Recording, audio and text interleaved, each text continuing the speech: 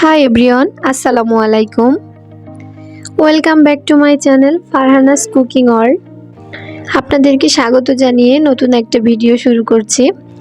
আজ চলে আসলাম একটা স্পেশাল ভর্তা নিয়ে, আর সেটা হলো কুমড়োর বড়ি ভর্তা। চলুন রেসিপিটা দেখে নেওয়া যাক। প্রথমে ভর্তাটা তৈরি করতে যা যা লাগবে আমি দেখিয়ে দিচ্ছি। এখানে আমি 15-16টি মতো কুমড়োর বড়ি নিয়ে নিয়েছি একটি বড় সাইজের পেঁয়াজ কুচি এবং কিছু রসুনের কোয়া, এবং নিয়ে নিয়েছি 3টা শুকনো মরিচ ও 3টা কাঁচা মরিচ।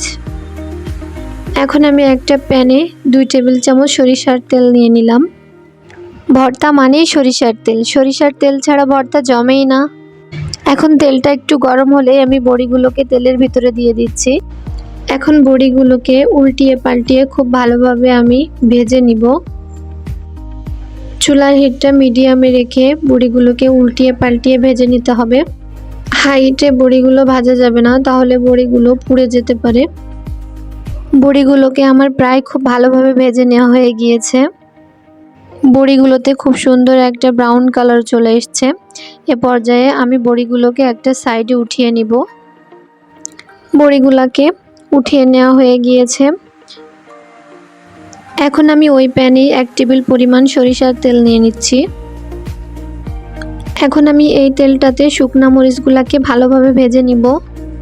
শুকনা মরিচটা ভাজতে একটু দেরি হয়, এজন্য আমি শুকনা মরিচটা আলাদা করে আগেই ভেজে নিচ্ছি।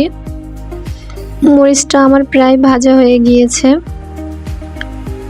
এখন আমি মরিচগুলোকে একটা পাত্রে উঠিয়ে নিব। শুকনা মরিচগুলো উঠিয়ে নেওয়া হয়ে গিয়েছে।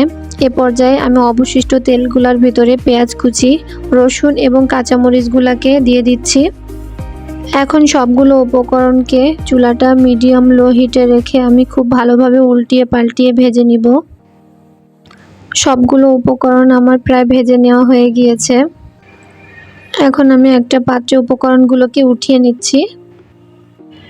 পেঁয়াজ মরিচগুলো আমার উঠিয়ে নেওয়া শেষ। এখন সবগুলো উপকরণকে আমি পর্যায়ক্রমে শিলপাটাতে বেটে নিব। প্রথমে আমি বড়িগুলোকে খুব ভালোভাবে বেটে নিয়েছি।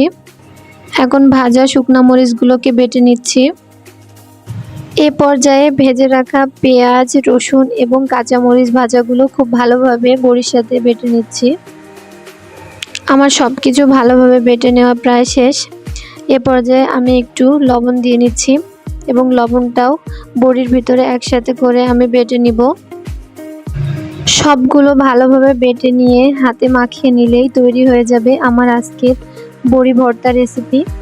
দেখুন আমি সবগুলো উপকরণকে ভালোভাবে মাখিয়ে নিয়েছি। যে কোনো ভর্তার সাথে ডিম ভাজা হলে মন্দ হয় না।